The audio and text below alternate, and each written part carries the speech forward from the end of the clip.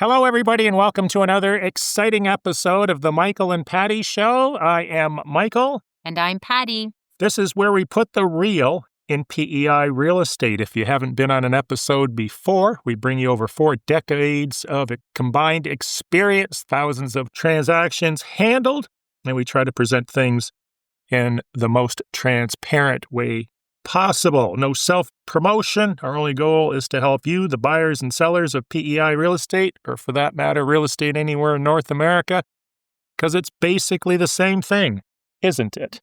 For the most part, it is. Different areas, associations, jurisdictions might have their own set of rules and regulations that you have to be aware of, but basically the principle of how to do real estate is pretty much the same all across North America. Absolutely. And our new Facebook group, if you haven't heard, has been taking off. We're up over 400 members or very close to it. Haven't checked in the last couple of days. It's called Moving to Prince Edward Island with Michael and Patty. And basically, it's a Facebook group that's an offshoot of this podcast that we share all kinds of interesting stuff, give you a forum that you can ask questions about moving to PEI, or maybe you're selling and you want to move somewhere else next, which is probably never going to happen, right? Well, some people, PEI is not for everybody. Sure it is. It's the ideal place. It's paradise. So check out the Facebook group. One of the things I put on there is I put a video of a beach, which you mentioned this morning. It's on the North Shore. Basically, it's white sandy beach and sand dunes as far as the eye can see. You can walk for miles in either direction. The nice thing is you don't have to pay for access or go through a toll booth or anything else because it's not a national park. So that's on the Facebook group. Any other interesting stuff why they should visit? Well, and the value to our listeners with regards to the Facebook group is it is, as you had said, an extension of this podcast. However, it does provide a snapshot summary. We are starting right back from episode 1. So you will be able to go back, if you are so inclined to all the previous posts within the Facebook group. And it provides a summary snapshot plus links that we reference and refer to within our episodes.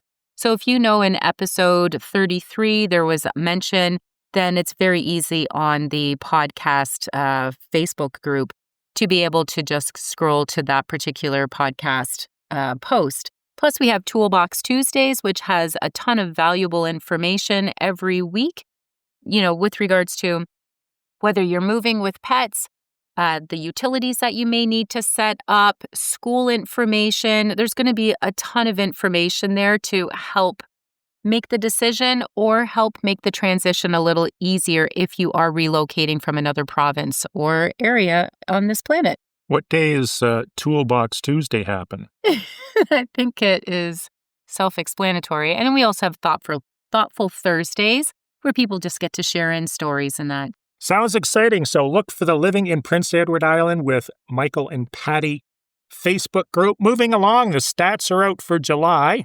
As we've indicated before, they usually take a week or two before they get to us. And in a nutshell, home sales are up 5.6%. Keep in mind, the stats are based on really small numbers, just like PEI. So what they're citing here is it's 5.6% compared to 213 units in 2024, and now we're at 2025. So it's only a difference of 12 units. Yeah. But it sounds huge. Sales are up almost 6%. Yes. Go ahead. Yeah, no, absolutely. And that's what people need to be mindful of, are the number margins are so low. New listings. Well, they're up almost 10% at 9.5%. 437 new listings compared to 399 last year.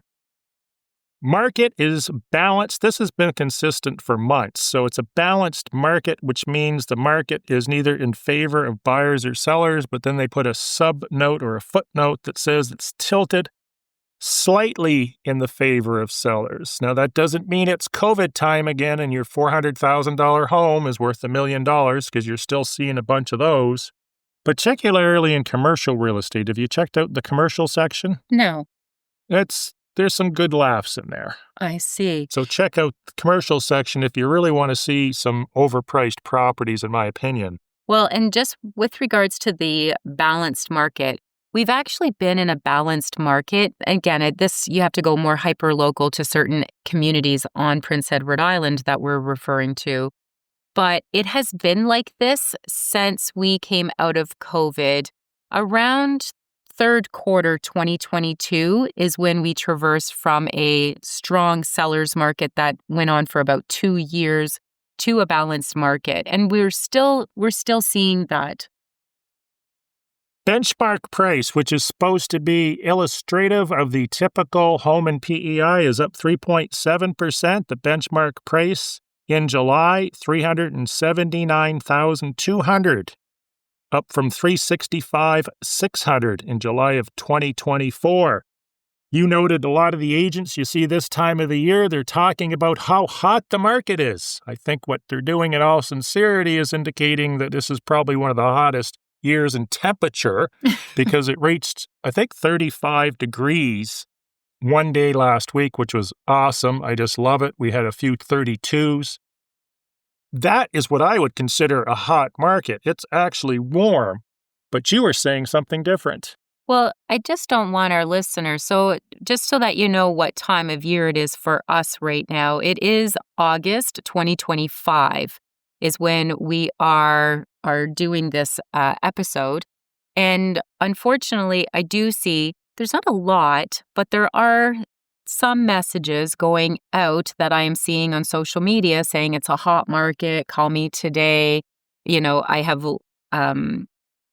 properties, if you want your property sold, I have lots of buyers. Buyers are more educated and savvy today. They have so much at their fingertips. They're not jumping into anything. They're feeling a little more confident with the interest rates and that, but I think it's a little bit of a misrepresentation saying it's a hot market. Hot market existed from mid-year 2020 to about mid-year 2022. We have about 1,200 residential properties. That includes condos, townhouses, mini homes, everything on the market today. Whereas during COVID, we ended up, our low number was under 600. So you can see we have double the inventory right now. That doesn't imply a hot market. The other day I had somebody ask me for houses or any dwellings that were within 25 minutes to Charlottetown. So I ran a map search. So I just mapped out about 25 minutes driving time to Charlottetown. And it came up with about 500 listings. I thought, what's going on here? Did I mess up the software? Did I map this incorrectly? Did I put some parameters in here that shouldn't be in there? So I ran it 2 or 3 times, and it gave me this huge number.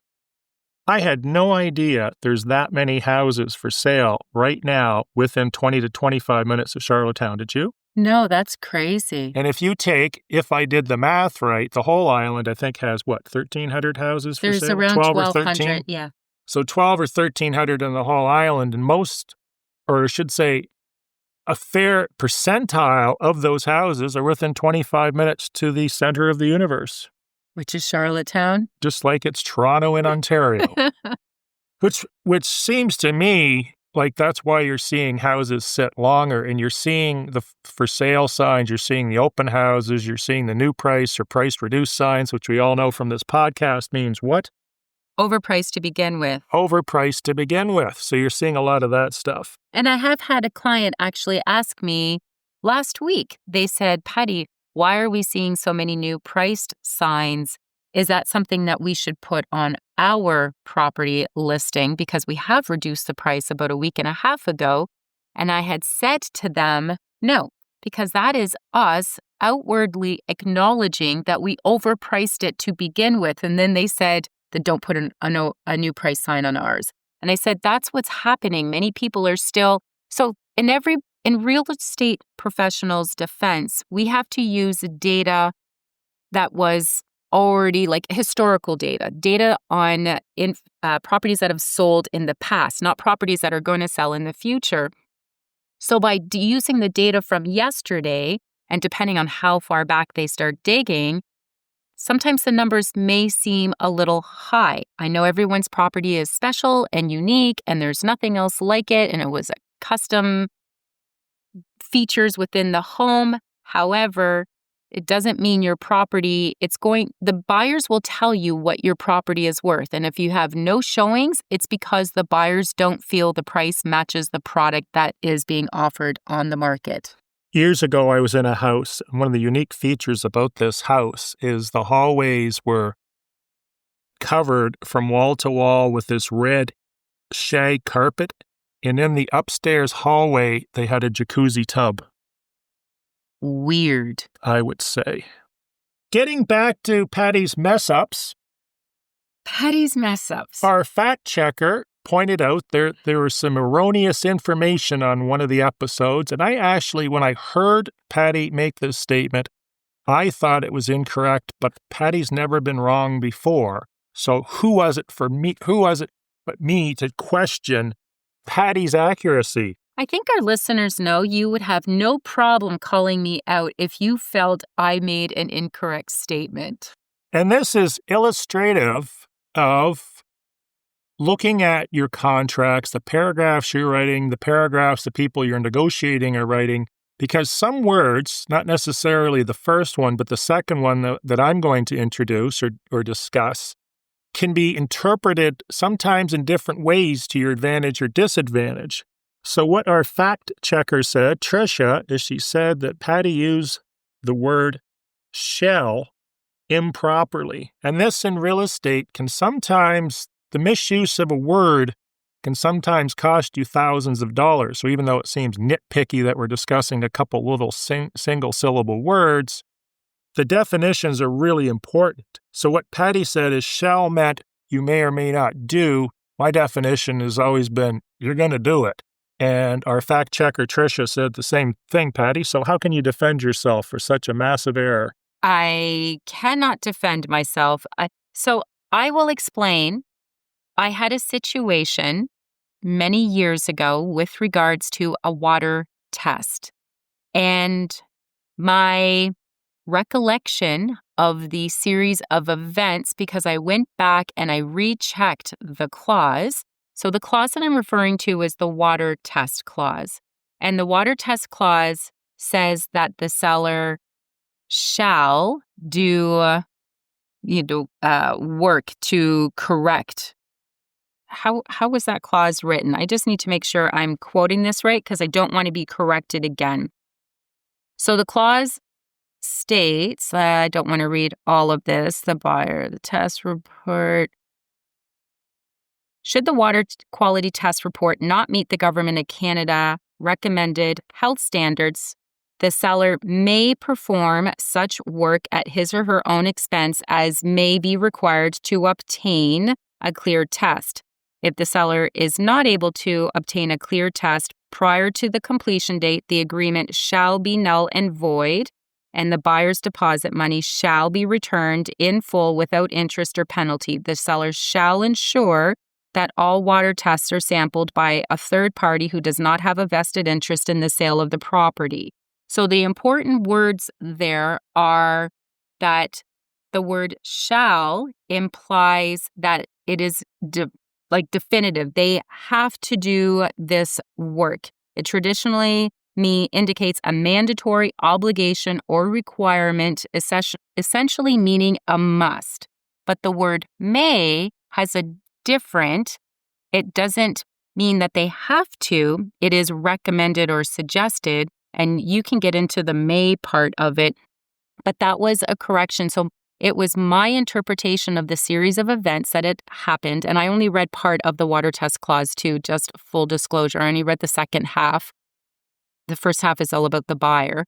But just to make sure that I'm stating it correctly, the word shall is a must. You must do it. The word may implies that you may or may not have to. And this is what ended up happening. The seller disputed our clause and said that they did not have to do any remedies as per our clause within our contract agreements. So where this story stems from is I actually brought up an old contract I wrote in 2010 And in the Schedule A, which has a set of standard phrases that we would amend or append to the purchase and sale agreement, one of which is the water test. So the way the water test was written, without reading it verbatim, making it a little more exciting, is it basically says that the owners are going to do a water test, and if it comes back bad or it fails, they may fix it and do another water test or remedy the situation by installing a filter or a UV light or whatever the case may be, dual osmosis. But a sharp lawyer picked out the fact that it says they may. May means it's expressing a possibility. It's expressing permission. You may do this or I may do that. But it doesn't say you have to. So this lawyer said, we've elected to may not. So they said, we're not fixing it. You want clean water? You can pay for the filter system, the UV, the water softener, and get into $1,700, $2,000. So that's where this all came up. But shall means it has to be done. Its definition is expressing a strong assertion or intention. Moving along. Yes, I think we beat that to death. We do that with all subjects. We need a bell or a timer. Okay. There's a subdivision in PEI that was developed in the late 70s. I think it was 1978. We had someone visit from another country, come here, start chopping up PEI in little pieces and selling it off. In this case, is the subdivision of building lots. These building lots are fairly large, 5, 10 acres, whatever the case may be. And for some reason, I don't understand the logic behind this at all, because this person, I believe, owned the adjoining property. They put the right-of-way in the front of all these lots, the front meaning the waterfront side, or where the fall-off is to the beach or the water. So this right-of-way, which actually was 66 feet, which is where it's supposed to be. Some of the older ones are 40 feet or 30, but it should be 60. As per TPW standards, Transportation and Public Works. However, 1978 was a long time ago. I was only 10. You were 15? I am younger than you, but the right-of-way is now gone. So these lots recently, when I did my CMA, Comprehensive Market Analysis, to try to determine value for a potential seller, had sold anywhere between $18,000 to $90,000. None of these lots have a legal right-of-way. Further to that, they haven't gotten together as a group, which would be very hard to do regardless, to establish the right-of-way on the back of the property, which is really where it should be. Putting a right-of-way in the front not only detracts from the value, because you're going to have people driving by, but now you have a laneway in front of your waterfront home. So this subdivision, and this is the point to this discussion, just make sure that you actually have a right-of-way that exists, because in this case, the right-of-way would require helicopter access because it's air. Absolutely. And that was something, because I had in that subdivision, Michael, a property quite a few years ago. I had it listed, and when you were telling me about you possibly listing a property in that area, I have all the old surveys in that of the subdivision, and I had a hard time with a clear conscience because I kept telling everyone that inquired on this property, there's no access. There's technically no access. When you look at the survey and you compare that to the ortho, where the survey indicated that the right-of-way access was, which again is on the waterfront side of these properties, it no longer exists. It has been washed away to the ocean and sea. I think my seller was a little frustrated because I wasn't able to sell it, but it was because I wanted to make sure I protected them, I protected myself, and I made sure that the buyers were well informed, or the buyer's agents that had inquired on this property. In the end, they ended up listing with somebody else, and they did get it sold.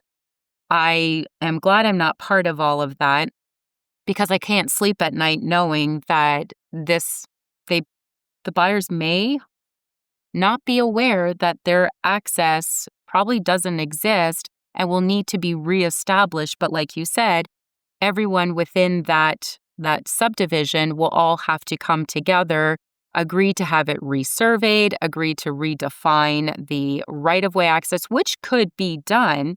It just needed to be set up and established on the back side, not on the waterfront side. So do your due diligence when you are looking into properties on PEI and make sure you have a legitimate right-of-way access or a way to get to your property. In this particular case, in a lot of these cases, you don't necessarily have to have all the neighbors agreeing to the right-of-way, but you would have to have an agreement with whatever properties you're going to be formally trespassing over. Because chances are you're not going to have any issues, and someone will put a laneway in there, and for the next 50 years, it will be fine until someone reads the deed. This particular case, I don't know if you've looked at this deed, but it is super cryptic, and it would be something you'd want a surveyor to determine what exactly it's telling you, because it wasn't just a straight, there's a 66-foot right-of-way along the southern boundary of all these properties. It was spelling out each and every marker in time-based survey terminology. So tell the listeners what they need to do to help make sure that they're protected and they know what questions to ask of the real estate agent or read the deed. Yep. But in this case, you'd almost have to have a surveyor reading the deed too.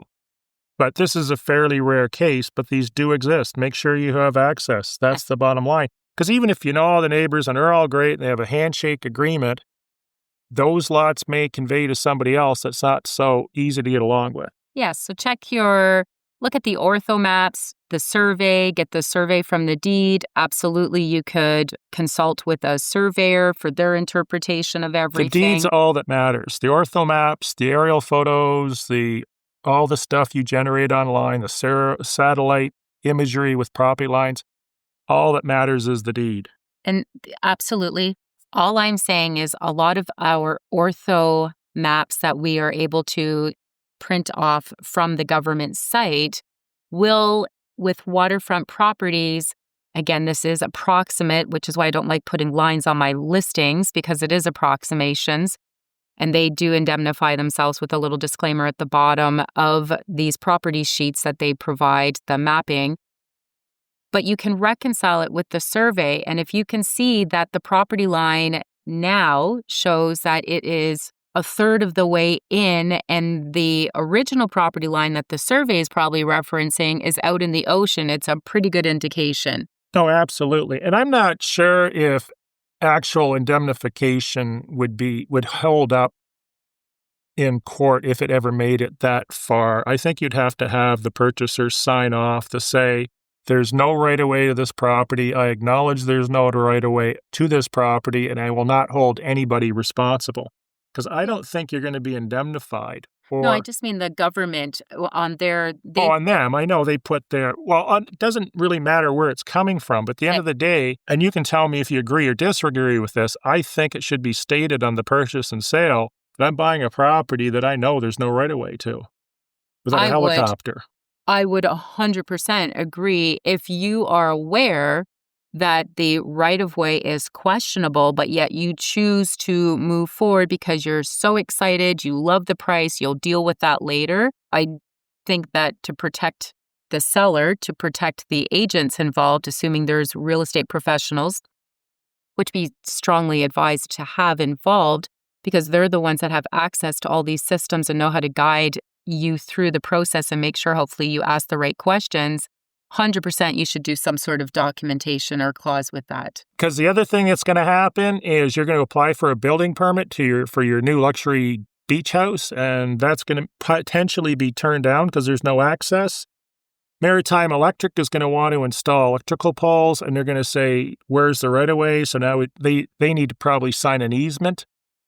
If there's no right-of-way, even if there is a right-of-way, they would sign an easement. An easement just gives them access to their stuff. You're going to run into a lot of problems. Moving along here. Oh, one last thing. I've got a piece of property that I just bought through you that has no right-of-way. Okay. What can I do with it now that it's absolutely worthless? Do I hire another agent to sell it to another unsuspecting victim? Or what can I do honestly? Honestly, I feel you should be looking at getting it redefined. And we can't do that. Oh, I'm stuck with it. Yes, this is something that... You sold me crap. Okay. No, the property that I had, and this is what my seller got upset with me too, is I did go to the government And I had asked if they would be interested, because I know they own other pieces of land within the subdivision, in acquiring this property. Now, the province will purchase pieces of land, different properties on Prince Edward Island, as if it's in their best interest to do so, because they're trying to preserve land or they're aware of erosion. So they will purchase, but they only have a budget to do so much per year. And I did try, and I started the process for the sellers to maybe sell that property to the government so that no one had to deal with this, but they disagreed with me. And the province had said they didn't have the budget. They were going to look into it. They were going to register or log that property down as for the next potential year, one of the properties that they may acquire. But 100% a great suggestion. Next topic, and it's a quick one. When you get your property tax bill, make sure that the assessment value is under what it should have as a fair market value. So if you've got a building lot and fair market value says by CMA that your real estate agent can do, or appraised value is 100, your assessment value should typically be less than that. I talked to the tax department the other day because I own a property that's being hugely overtaxed. What I did is I went to the GeoLink report, which we have access to, and it tells me who the assessor is. So I did what any honest agent would do. I showed up at his house Sunday night at 11 o'clock at night and said, "This tax assessment is nuts." No, I didn't do that. I actually phoned him on his cell phone. And what he said to me is, you have to make this appeal within 90 days. Whether or not that's actually been legislated, I don't know. I'm making the appeal now. But keep an eye on those assessment values, because I have seen them completely erroneous. $30,000 lots paying taxes on $90,000. You've probably seen the same. Yeah, and if you take a look at your property tax assessment that you get if you own property here on PEI, take a look at that and make sure it's in alignment what you should be paying. The other thing is, if you're a buyer and you receive the tax assessment for a property and it seems like it's out of alignment, or after closing they end up providing, because that's usually when they end up reassessing properties, as at conveyance or after conveyance, then it's something that you should be aware of to dispute and see if you can get an adjustment, because I've had many that have done that over the years. I had a client this week ask me if there's any historical photos of the waterfront property he bought, and I said to him, absolutely there is. They're called aerial obliques, and what these are is historical photos that I assume were taken by an airplane, and they go back to the late 1930s or so. But there's been huge things happen in this area, and I thought they were quite interesting. Maybe you can tell us something about that. Yeah, well, you just brought my attention to this today, so I'm pretty excited to go take a look at that. You should be. Yeah, well, the building that I had bought for our office and that, I was looking back to try, because I didn't actually have a date to see what the land looked like prior to the office being built. And it's just kind of interesting to see the story, how the land evolved around. I mean, obviously, people are going to be most interested in their property or a property that they're about to purchase. But you have said that it is nicely organized now. It is more of an aerial photo map versus a very faded black and white, looking like it's been photocopied 100 times, and you're trying to make out the images that you are seeing. I'm actually really looking forward to checking this out. This would be something that would be available publicly. Anything you're looking for relating to PEI that's typically government-orientated, just type in gov.pe.ca and what you're looking for. In this case, aerial obliques. Poof, came up on my screen. There's the map. You just touch the little button. It shows you that area, and then you can select what you're looking for. Moving along, the market is thin. I've noticed, not just with myself, but with other agents, they'll list a cottage up west, which is anything west of Summerside, up west, opposed to down east, which is east of Stratford, Charlottetown. It's a thin market, and I've noticed a lot of sellers are switching agents thinking they're going to change the market. Here's the numbers I came up with when I ran up west cottages. Again, I couldn't believe that they were so thin. There's 26 active cottages for sale. I believe these were non-waterfront. 15 sold this year, which basically, if you calculate the absorption rates, how big of a supply do we have for cottages up west right now? But 2 years? So is it reasonable to expect, if the absorption rate is 2 years, to have your cottage sold in 3 to 4 months? No, it's not the same as a residential property, say in Charlottetown, where we have 64 days or so average on market. No, it looks like a couple years it's going to take. So it's a thin market. You're not going to change that. In fact, the other thing I found when I ran these active cottages is a lot of the prices are running into waterfront territory. In other words, why would somebody buy a water view cottage when they can buy a waterfront cottage for the same amount of money? And even those waterfront cottages are sitting. So it's pretty thin, as Larry David would say. Yeah, and just know if it's going to take 2 years to sell, you have to make the decision. Are you wanting to take the 2 years? You just need to be well educated and informed, or do you need to get out sooner? So start planning today if you are looking to move a property. I don't like advising clients to negotiate with themselves and do fire sales and keep reducing. But if you are looking to sell a cottage property on Western Prince Edward Island, we would recommend you start doing your due diligence today. Place the property confidently on the market at market value, or because if you have a little bit of time, maybe just a smidge above, and then be able to sit. Know that it's going to take a couple years' time. You're not going to get a ton of showings, but you will get some showings. How many smidges would I need to buy a practical used car? Oh, you're going to analyze my smidge word. A smidge. Let's just say within market, the high end of market value range. 10%. Sure. That's my smidge. Awesome. You've had these clients before from the big city, the hustle and bustle of Toronto or New York or LA or wherever. They list a property and they're wondering why, after you've listed their house, up west or anywhere on the island for that matter that's rural, why you're not reporting to them on a weekly basis to inform them of how many inquiries and emails and questions you've received on a weekly basis. Is it reasonable for me as a seller to expect my agent to report to me weekly when I list a rural property in PEI that could potentially take months or years to sell? No, and I feel, especially Prince Edward Island, because we have a market. If you're in Charlottetown or, more of an urban kind of, Summerside, even Montague area, you may have a little bit more to report.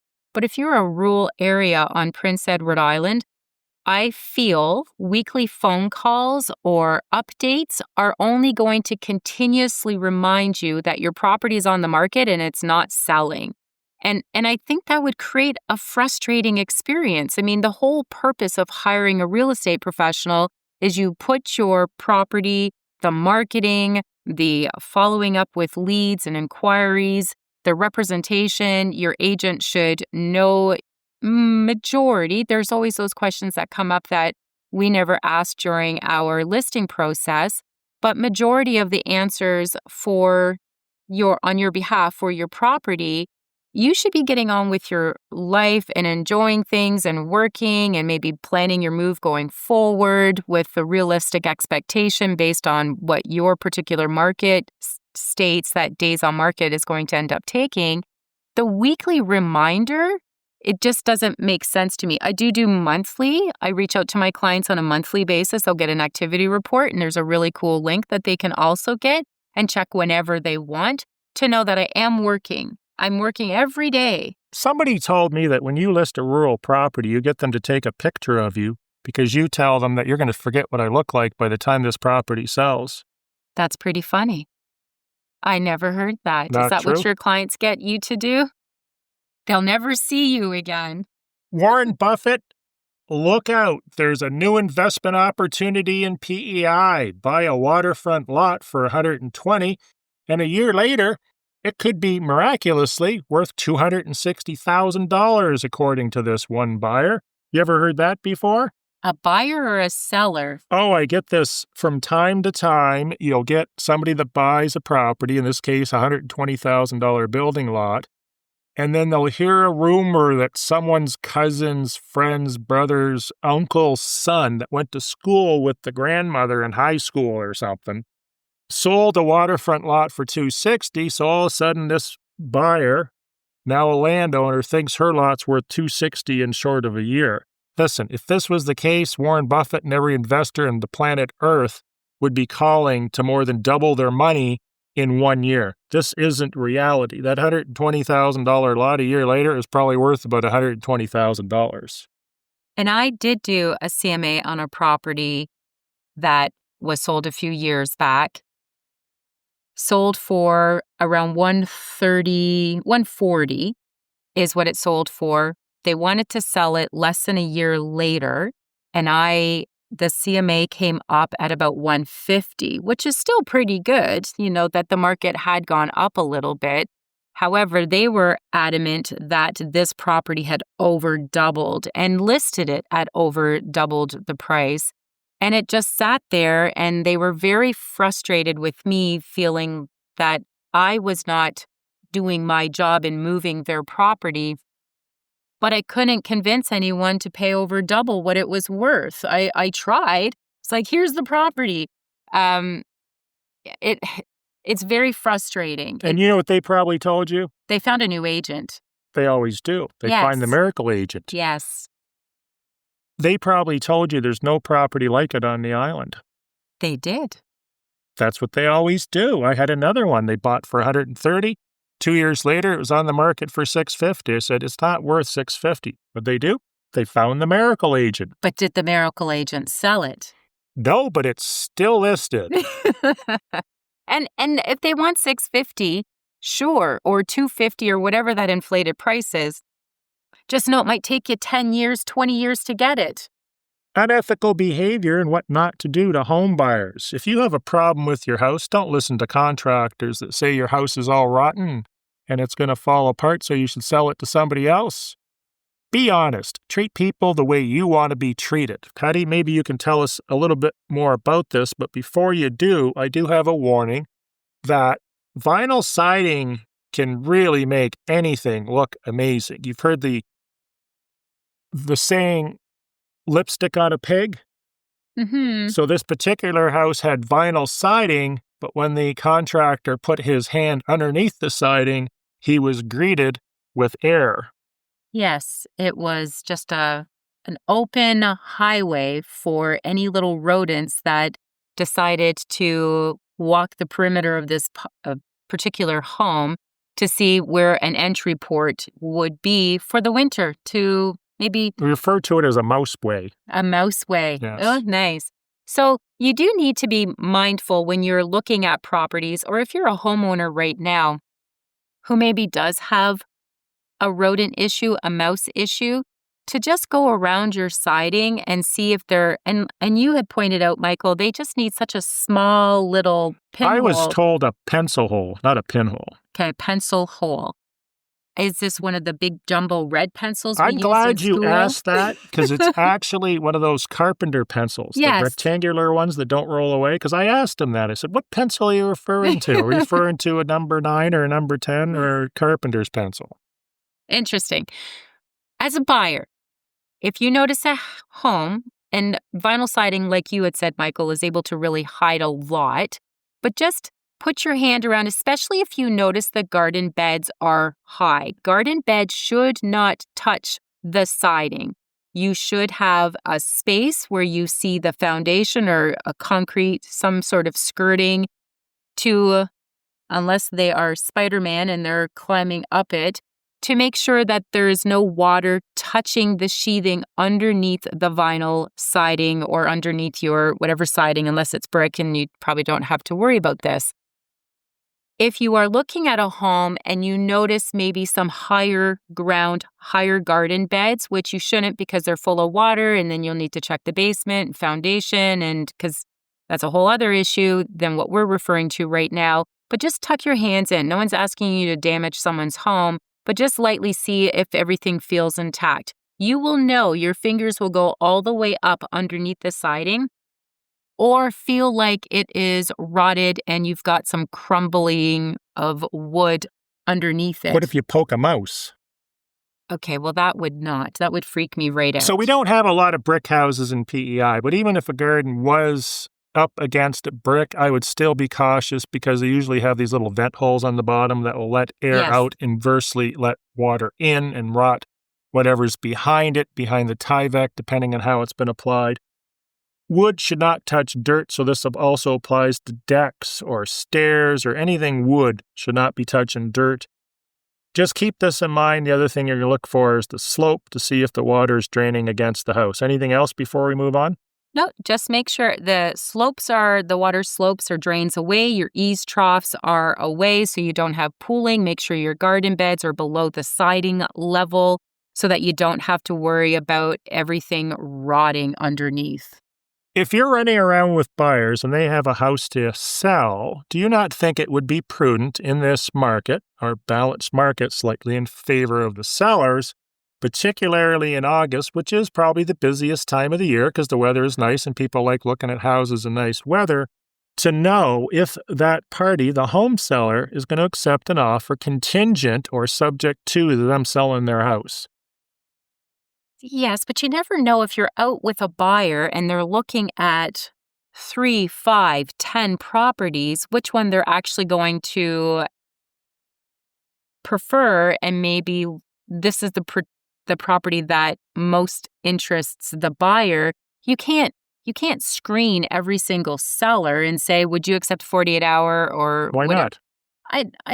I don't think realtors are going to do it. I wouldn't do it. Because this particular property has had at least 2 people, one person made an offer, one person was talking about making an offer, but these people absolutely do not want to sit around waiting for somebody to sell a house. That's very different. So then in that sense, a listing agent, if a seller has instructed and advised them of that, when the buyer is scheduling the appointment, the seller's representative, their realtor could very easily say, if your client is a buyer that has something to sell, please know we will not be entertaining an offer. What about unless taking it a it's step already further? under contract and it's already... Well, there's always extenuating circumstances. Yeah, obviously, if you're a buyer and your house is under contract, all the conditions removed, the deposit is $50,000 non-refundable or 10%, you're in a pretty good position. But for the most part, the people offering on houses, in this particular case, the house had been on the market multiple times.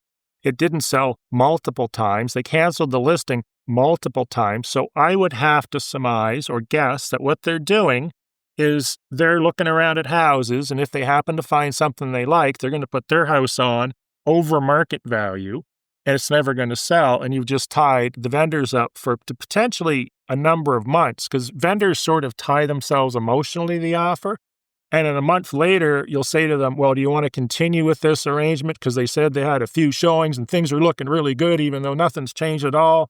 Well, they're kind of emotionally involved in the first buyer, so you're like, okay, we'll wait another month, and then the whole season passes by, and now it's tougher to sell. Yeah, we don't have Hawaii weather where we have 365 days of beautiful buying season temperatures. Do you remember that agent we were with in the States when we were on training? She was from Hawaii, and she said her definition of a hard day is when it rained.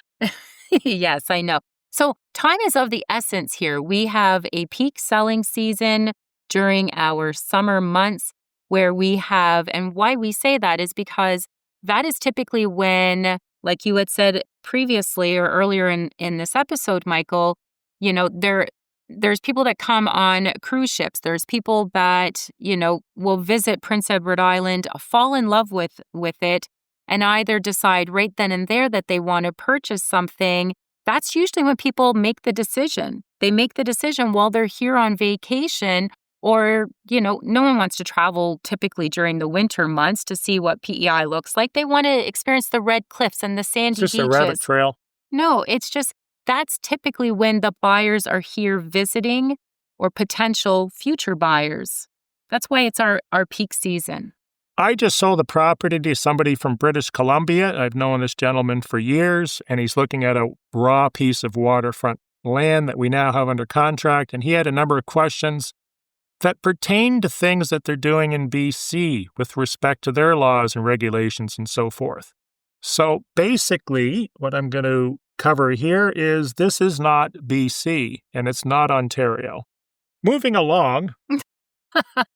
Yeah, and plain and simple. I had somebody from Ontario ask me about the PSI, the water pressure. They wanted a number and couldn't understand why I wasn't able to provide it.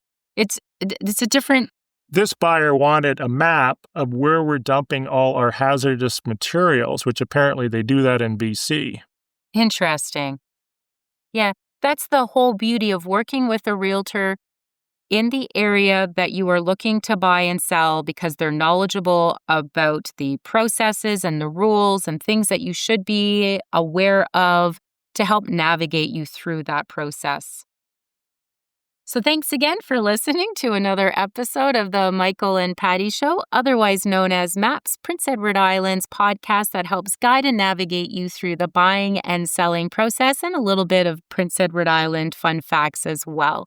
We appreciate each and every one of you for downloading and listening to us sometimes banter back and forth, and we look forward to the next episode. Be sure to follow or subscribe if you're on YouTube listening to this podcast. Give us a comment, a 5-star rating, and if you have any questions about PEI real estate or Prince Edward Island in general, send it along. Have a great day. Have a great day.